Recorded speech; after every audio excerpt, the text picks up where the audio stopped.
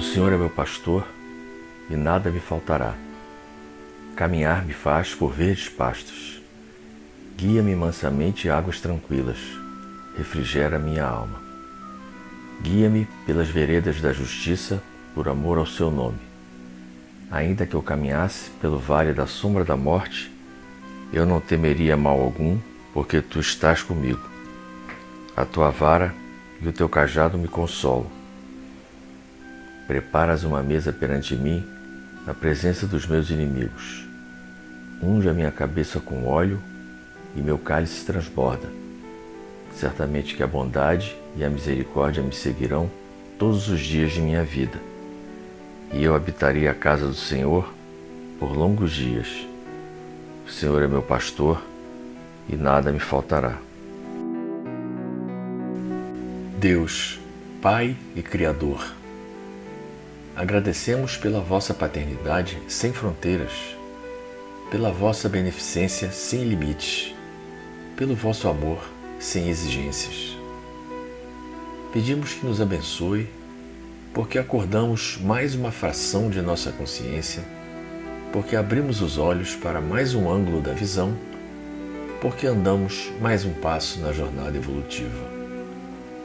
Senhor, ainda temos muito que aprender acerca da rogativa, das emoções que ela favorece, das irradiações que se sucedem em estado de êxtase, da felicidade que podemos perceber na humildade da prece.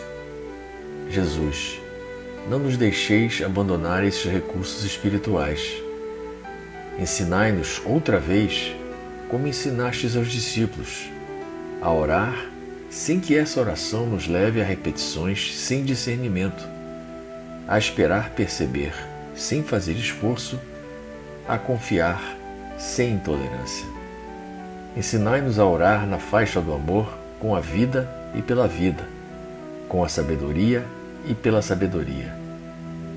E que, acima de tudo, cumpra-se a vossa vontade e não a nossa. Assim seja. Pai nosso que estás no céu, santificado seja o vosso nome. Venha a nós o vosso reino. Seja feita a vossa vontade, assim na terra como no céu. O pão nosso de cada dia nos dai hoje. Perdoai as nossas ofensas, assim como nós perdoamos a quem nos tem ofendido. Não nos deixeis cair em tentação, mas livrai-nos do mal. Ave Maria, cheia de graça, o Senhor é convosco. Bendita sois vós entre as mulheres. Bendito é o fruto do vosso ventre, Jesus. Santa Maria, Mãe de Jesus, rogai a Deus por nós, pecadores, agora e na hora de nossa morte. Amém.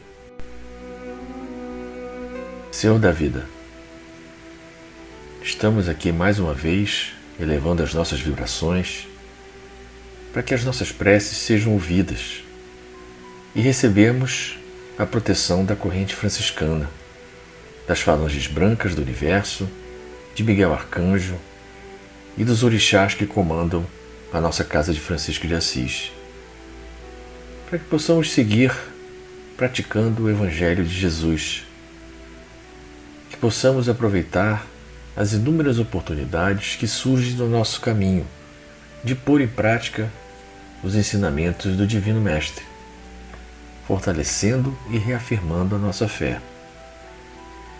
Que busquemos substituir a intolerância, a maledicência e o egoísmo pelo perdão, pela indulgência e pela caridade, sobretudo nesse conturbado processo de transição que o nosso planeta atravessa.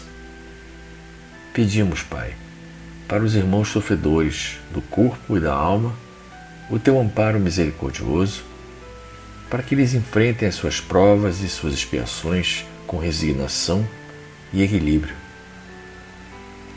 Pedimos pelas crianças abandonadas, desamparadas, desabrigadas, famintas, maltratadas e abusadas. Pedimos pela paz no mundo, entre povos e nações, entre governantes e governados. Pedimos pelas vítimas das guerras, dos conflitos raciais e políticos e das catástrofes naturais. Pedimos pela paz entre todas as religiões, seus líderes e seus fiéis. Pedimos pela paz no nosso Brasil, no Rio de Janeiro, nos nossos lares e nos nossos corações. Pedimos pelas crianças da creche Santa Clara e pelos irmãos que colaboram com os trabalhos assistenciais da nossa casa. Que as nossas preces envolvam a todos os nossos entes queridos, encarnados e desencarnados. Por Cristo, com Cristo e em Cristo, agora e sempre. Obrigado, Senhor.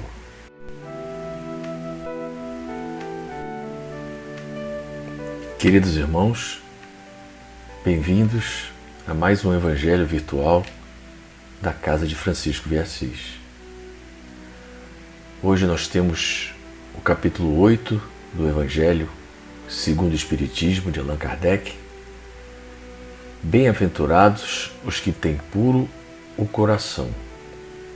O item é: escândalos. Se a vossa mão é motivo de escândalo, cortai-a.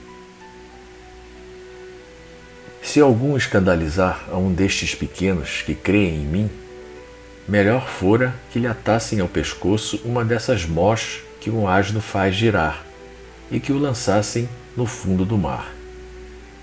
Ai do mundo por causa dos escândalos, pois é necessário que venham escândalos, mas ai do homem por quem o escândalo venha.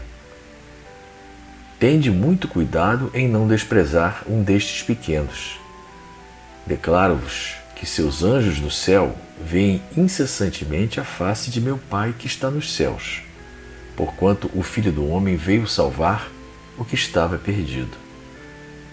Se a vossa mão ou o vosso pé vos é objeto de escândalo, cortai-os e lançai-os longe de vós. Melhor será para vós que entreis na vida tendo um só pé ou uma só mão, do que terdes dois e serdes lançados no fogo eterno. Se o vosso olho vos é objeto de escândalo, arrancai-o e lançai-o longe de vós. Melhor para vós será que entreis na vida tendo um só olho, do que terdes dois e serdes precipitados no fogo do inferno. Essa passagem é do Evangelho de Mateus, nos capítulos 5 e também no capítulo 18. No sentido vulgar, escândalo se diz de toda ação que de modo ostensivo vá de encontro à moral ou ao decoro. O escândalo não está na ação em si mesma, mas na repercussão que possa ter. A palavra escândalo implica sempre a ideia de um certo arruído. Muitas pessoas se contentam em evitar o escândalo porque este lhes faria sofrer o orgulho e lhes acarretaria a perda de consideração da parte dos homens. Desde que as suas torpezas fiquem ignoradas, é quanto basta para que se lhes conserve em repouso a consciência. São, no dizer de Jesus, sepulcros branqueados por fora, mas cheios por dentro de podridão, vasos limpos no exterior e sujos no interior. No sentido evangélico, a acepção da palavra escândalo, tão a miúde empregada, é muito mais geral, pelo que, em certos casos, não se lhe apreende o significado. Já não é somente o que afeta a consciência de outrem, é tudo o que resulta dos vícios e das imperfeições humanas. Toda reação má de um indivíduo para outro, com ou sem repercussão. O escândalo, neste caso, é o resultado efetivo do mal moral. É preciso que haja escândalo no mundo, disse Jesus, porque imperfeitos como são na terra, os homens se mostram propensos a praticar o mal, e porque árvores más só maus frutos dão. Deve-se, pois, entender por estas palavras que o mal é uma consequência da imperfeição dos homens, e não que haja para estes a obrigação de praticá-lo. É necessário que o escândalo venha, porque estando em expiação na terra, os homens se punem a si mesmos pelo contato de seus vícios, cujas primeiras vítimas são eles próprios e cujos inconvenientes acabam por compreender. Quando estiverem cansados de sofrer devido ao mal, procurarão remédio no bem. A reação desses vícios serve, pois, ao mesmo tempo, de castigo para uns e de provas para outros. É assim que do mal tira Deus o bem, e que os próprios homens utilizam as coisas más ou as escórias. Sendo assim, dirão, o mal é necessário e durará sempre, porquanto se desaparecesse, Deus se veria privado de um poderoso meio de corrigir os culpados. Logo, é inútil cuidar de melhorar os homens.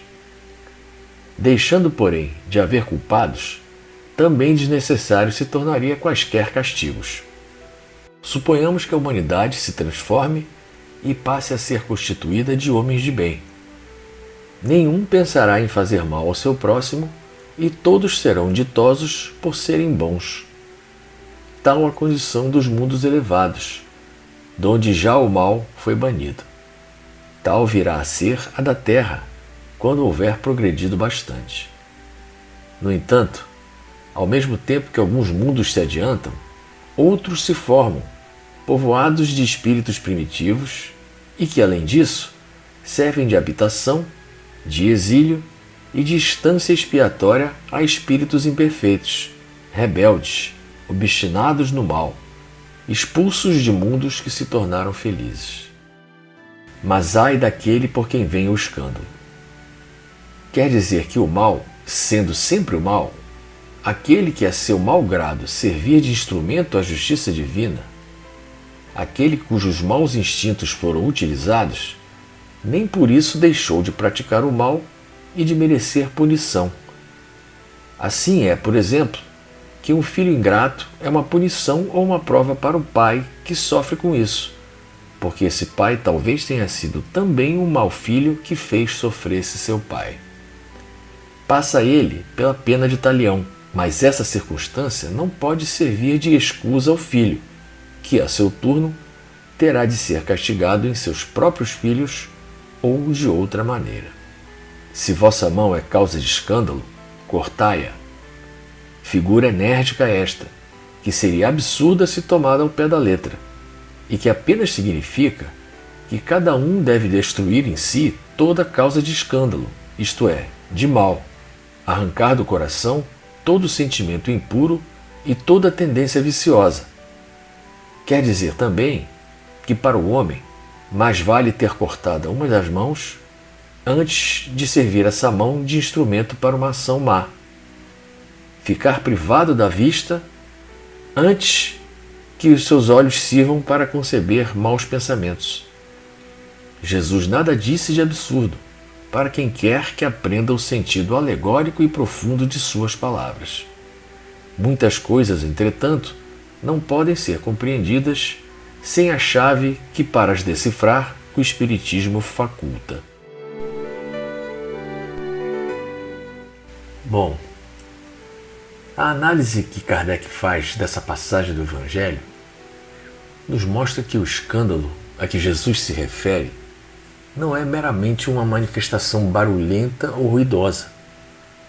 É uma referência a todas as más ações que as nossas imperfeições nos fazem cometer e também as consequências que elas geram, seja para nós mesmos ou para o nosso próximo. Já é do nosso entendimento que nós vivemos ainda num mundo de provas e expiações, habitado por espíritos ainda muito imperfeitos e que frequentemente incorrem em faltas pelo mau uso do seu livre-arbítrio. E a espiritualidade superior, para dar curso à lei de causa e efeito, lei essa que é a maior ferramenta de correção da justiça divina, apenas se aproveita das decisões equivocadas de uns para que outros sofram as consequências das suas faltas, sejam elas recentes ou antigas. Muitos acreditam naquela expressão castigo divino, Deus não castiga ninguém. Pelo contrário, Ele sempre nos dará a oportunidade de corrigirmos os nossos erros, não importa de que forma. Mas é preciso entender que quanto mais grave o erro, maior é o prejuízo e mais doloroso será a reparação. Ou seja, os espíritos se castigam uns aos outros. E quem dirige esse roteiro são os guias espirituais, os chamados senhores do karma, que vão cruzando os caminhos daqueles que ainda se comprazem no mal com os daqueles que precisam sofrê-lo para se corrigirem. Mas como o livre-arbítrio é inalienável, todos os que produzem os escândalos plantam frutos amargos que certamente colherão no futuro. Então devemos concentrar os nossos esforços em eliminar em nós mesmos todas as mazelas que possam causar escândalo, não literalmente arrancando olhos ou cortando pés e mãos, mas renunciando a algumas atitudes que nos dariam satisfação ou proveito pessoal, mas que podem nos prejudicar ou ao nosso próximo. É essa a necessidade do escândalo no nosso mundo, no estágio em que ele ainda se encontra. Mas a inevitável transformação que já está em curso vai gradativamente diminuir essa necessidade, pois à medida que nós vamos evoluindo, vamos causando menos escândalos. Devemos continuar a nossa marcha evolutiva, encarando as nossas dificuldades com fé e resignação, sabendo que elas certamente são os frutos dos nossos escândalos do passado. Fica aí essa mensagem do Evangelho de hoje para nossa reflexão. Senhor, fazei de mim um instrumento da vossa paz. Onde houver ódio, que eu leve o amor. Onde houver ofensa, que eu leve o perdão. Onde houver discórdia, que eu leve a união. Onde houver dúvidas, que eu leve a fé. Onde houver erro, que eu leve a verdade. Onde houver desespero, que eu leve a esperança. Onde houver tristeza, que eu leve a alegria. Onde houver trevas, que eu leve a luz. Ó Mestre, fazei que eu procure mais consolar que ser consolado, compreender que ser compreendido, amar que ser amado, pois é dando que se recebe, é perdoando que se é perdoado, e é morrendo que se vive para a vida eterna. Que a paz de Deus permaneça sempre em nossos corações.